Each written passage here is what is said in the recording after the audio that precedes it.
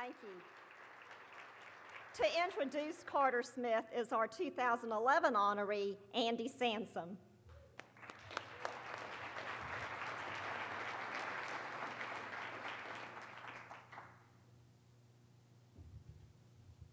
Thank you, Caroline, and thank each of you for including me today in this wonderful tribute to Carter, to Dottie, and to such a successful effort to burn the mortgage at Katura Canyon.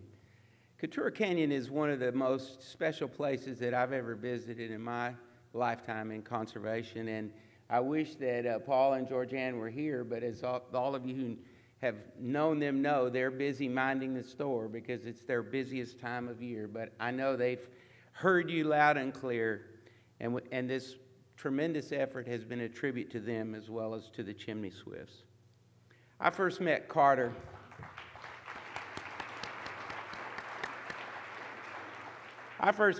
when he was a student at Texas Tech, which was actually the end of a long string of colleges and universities. He told me that he was interested in getting into conservation as a career. And I told him, I said, Carter, we could probably arrange for you to have an internship at Parks and Wildlife. And he said, no, I don't want to be a doctor. I want to get into conservation. But anyway, he came and participated in creating what has become the most aggressive and successful private land conservation program anywhere in the United States. And after his internship was over, a year or so later, he said, well, you know, I think I want to go to graduate school. Where would you recommend to be the best place for me to go? And I said, Yale. And he said, where would you recommend the best place for me to go? So he completed his graduate work at Yale and came back to head up the Katy Prairie Nature Conservancy west of Houston, which is one of the most successful local land trusts in our state today.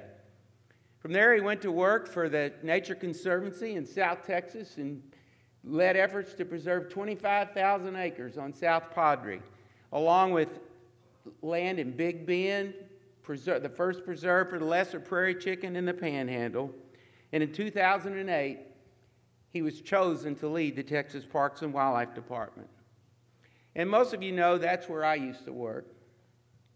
But I never had to face anywhere near the challenges that Carter has had to face.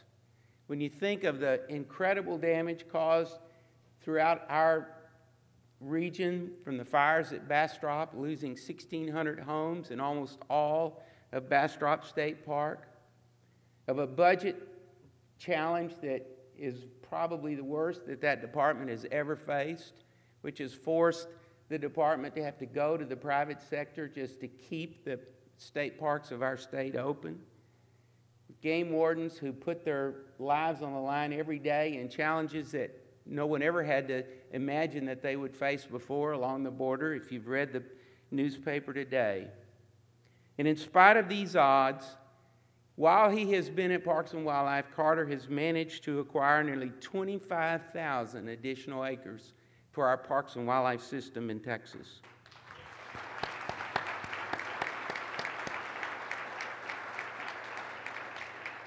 So I am immensely proud of him. I think we're all extremely privileged to have him as the steward of our state's fish, wildlife, and park resources. He's an eloquent spokesman for our movement, and he's a treasured friend of mine.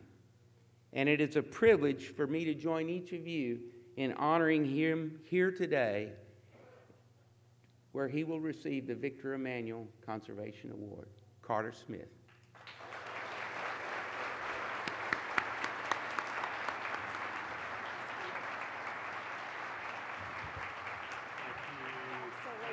The man. Yeah.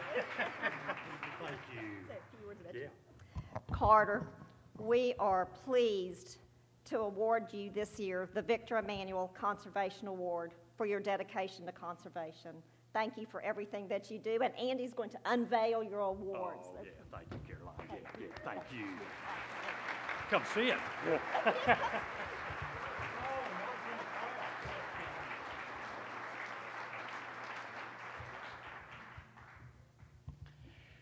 Thank you, Andy and Caroline, for that very kind and generous introduction. All of those words spoken about me, you'll notice the two that were not said as I studiously avoided the center and came around the end. Runway model was not one of them. Andy has, and all of you have rendered me speechless, which is an attribute that my wife and colleagues at Parks and Wildlife, I'm afraid, rarely see, and are certainly hoping that it will undoubtedly persist. And I have to tell you, looking out across this room today, it's been an extraordinary fundraising luncheon. For me, though, I have to tell you, it looks more like a family reunion. And because of that family reunion, I'm going to zealously guard this microphone and keep any and all of you from racing up here to tell any more stories.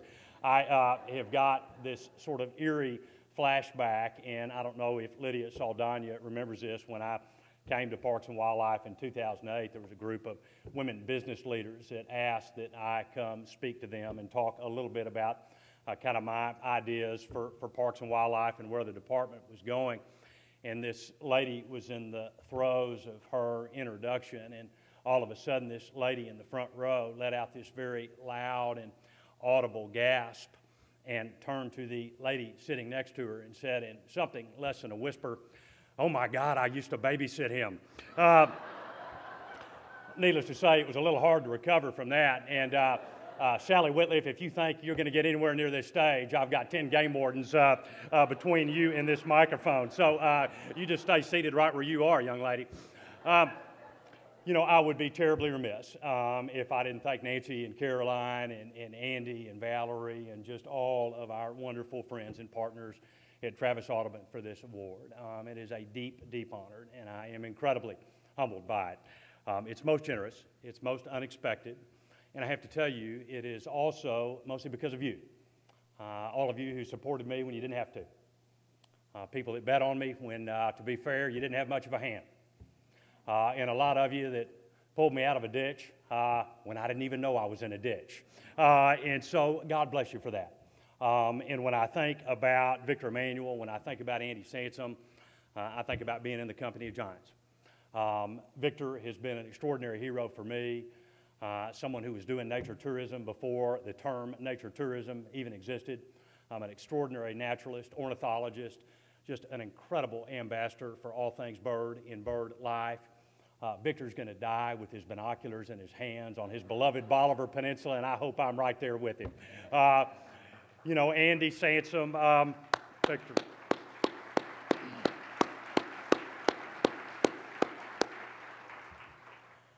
Nobody's done more for our state's lands and waters and fish and wildlife and parks, and nobody ever will. Andy Sansom. God bless you, Andy.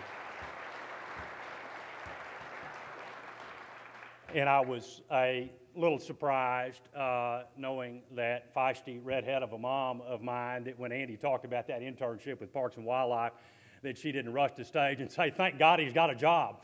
And so Andy was very instrumental in that and very grateful for that. Two other people I want to acknowledge, and I love seeing Bob Armstrong and Linda coming in.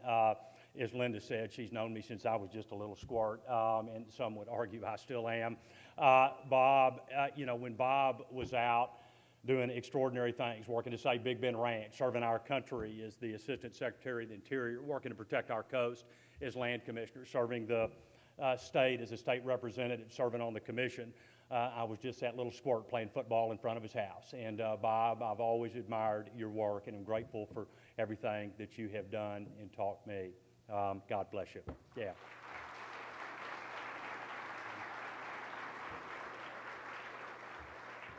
No finer or fiercer park advocate than George Bristol. George, where are you? If you haven't read his book on politics and parks, go read it now. It's an extraordinary story of his political life, but all that he has done for our national parks and our state parks. He has just been absolutely resolute. He's been an extraordinary friend. He's been a great source of inspiration. He's also known me for a long, long time, and George finally confided in me that after several years of he and Bill Whitliff and my dad sitting in the bleachers watching us play Little League baseball and football and basketball, he said, you know, Carter, I got to tell you, all we did was sit up there and say, God, I hope those boys have a plan B. And so, George, thanks for your support of a plan B, to say the least. You know, I am, and we all are very blessed to work for and with some extraordinary colleagues at Texas Parks and Wildlife.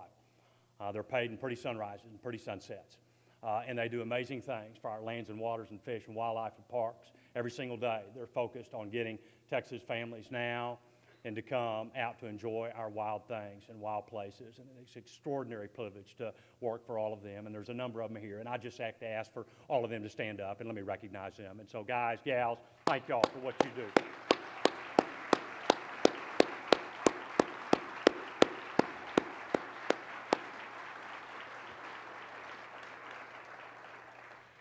I could go on, and I promise you I am not, because there's so many in this room that have touched me along the way. And I guess I'm going to share it this way, and I'm going to poach a line from J. Frank Dobie.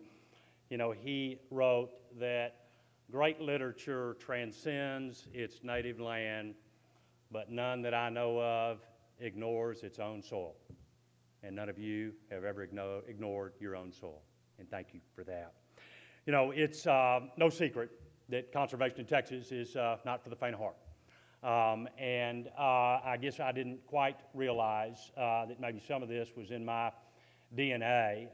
And I want to share something about that. Many of you in the room know that I'm the son of two lawyers. And so I don't tell lawyer jokes, I tell lawyer stories. And my mother and father, my dad, married one of his students. And for those of you who know my father, it is the absolute closest thing to anything scandalous he has ever done in his life. And so, way to go, Dad. Mom also never passes up an opportunity to tell Dad that he gave her the lowest grade she ever got in law school, to which he inevitably replies, "No, dear, you earned that grade." Dad, we're going to have to work on that line, I think. When Mom got out of law school at that time in the 60s, not many firms were hiring women lawyers. And so she hung up her little shingle, and her first client was this little merry band of UT students and English professors. And the defendant that they wanted to bring suit against, for those of you who remember these days back then, was none other than Frank Irwin, the chairman of the UT Board of Regents. And Mr. Irwin had a plan to reroute Waller Creek to make room for Memorial Stadium, and no law firm in their right mind was going to touch that case with a 1,000-foot pole. And so they cast about, and there was my mom waiting for a client. And much to my father's chagrin, who was a relatively new professor at the university, she agreed to take on that case. And first thing she had to do was to go get a temporary restraining order against Chairman Irwin, who had got the bulldozers moving on Waller Creek. And as she tells the story, she was so proud of herself. She went to a judge, and she got this TRO, and she dressed up in her best suit and her heels, and then was all prepared to serve the TRO to these bulldozer operators, who, of course, couldn't hear her. They're down working in the creek bed. As she said, you know, she slides down the creek in her best Sunday clothes, gives them a TRO. You know, they're absolutely perplexed. Well, of course, Chairman Irwin had that turned around by a judge in about 30 minutes. And so Mom is on scene, sort of huddling with her little merry band of clients there, and they sort of take on a life of their own as he pulls back up in his Cadillac and rallies around all the dozer operators. And next thing Mom knows, this little merry band of students and professors starts climbing trees. Well, Chairman Irwin, to be undeterred, takes one look at that and sees the biggest one up in a tree and says, "Cut the fat one down first, boys." And it took Mom, I think, about 30 years to come back to conservation, but come back she has, and I'm very grateful for the support that she and Dad have given me along the way. as well as my sweet and dear wife, who has been such an incredible rock and support. She has, talk about compassion and empathy, she's got great levity. I come home every night and share some story about this group or that had some hill to die on, and I was their target. Or, Brother Gene McCarty and I would come back after getting kicked around pretty good at the legislature. Present company excluded, I want you to know. Representative Howard only kicks us around when we deserve it. But Stacy always helps to put it in great perspective, and she's right in the corner of my life, and I love her very, very much. And so thank you, Stacy.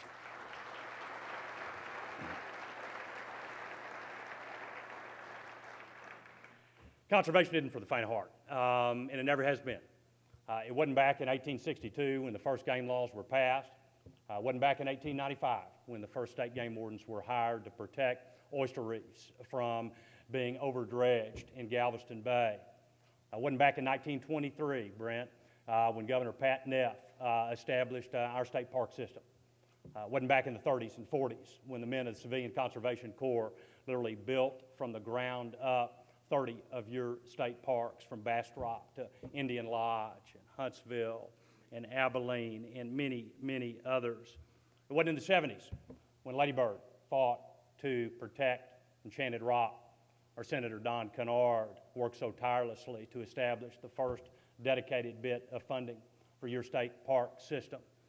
It wasn't in the 80s and 90s when J. David Bamberger showed us how private landowners would take the lead with their stewardship, and how landowners could help lead the way to help conserve our rare and imperiled species.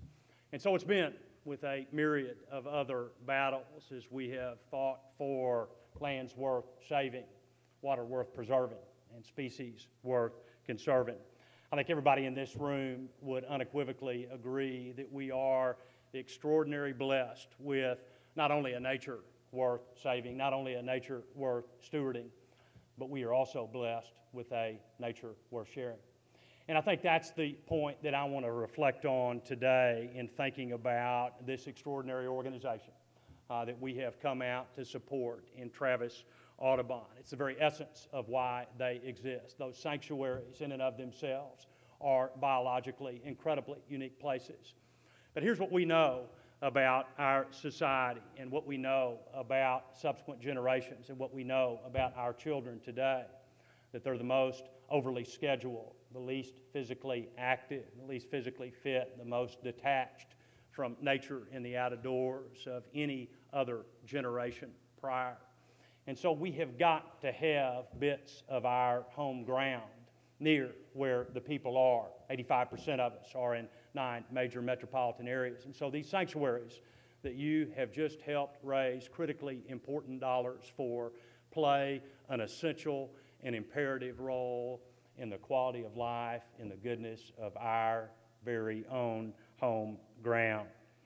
It's an extraordinary privilege to work for all of you at your Texas Parks and Wildlife Department, and I'm deeply, deeply honored by this award today, and admittedly a little word-stricken, I'm afraid. And let me just say this. Thanks for caring about your wild things and wild places. They need you now more than ever. God bless all of you. Thank you.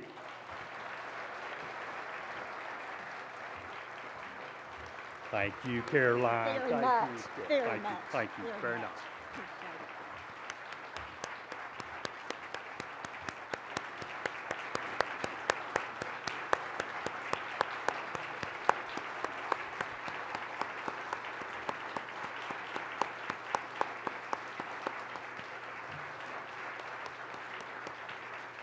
Carter, thank you for those inspiring words and for your inspiring work. They're truly a gift to each of us, and we appreciate it. And thanks to all of you for being here today, for supporting Travis Audubon in your attendance here, in your participation in the Fund a Cause and the auction. We hope you have a great rest of the afternoon, and as we say at Travis Audubon, keep Austin birding. Thank you.